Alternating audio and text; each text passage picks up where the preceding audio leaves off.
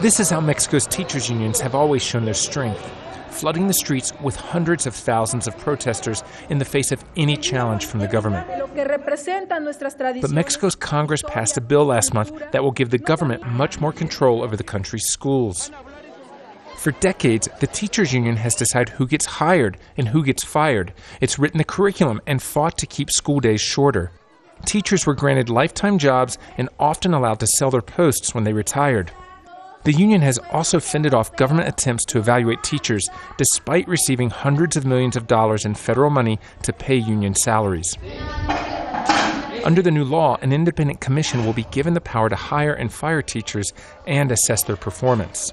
First thing was for the state to regain the chance to establish a merit system within education. If we have good teachers, and we have good principals, and we have good supervisors, then you have good education. There's no magic in this.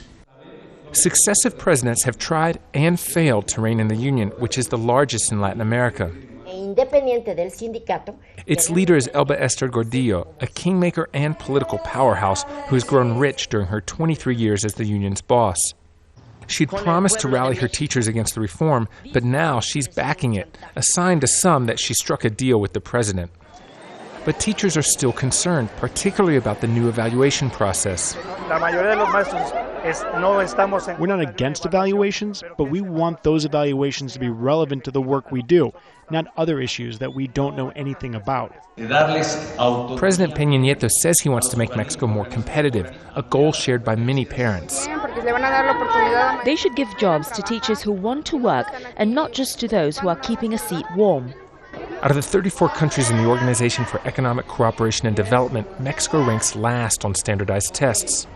The government says the new law will allow it to modernize teaching methods and lesson plans.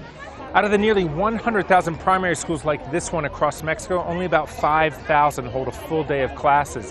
What's more, of all the students in Mexico, only about 1 in 3 ever finish secondary school. And there lies an even more basic challenge for Mexico's government, which will need to commit more attention and resources to its schools if every student is to have a chance. Adam Raney, Al Jazeera, Mexico City.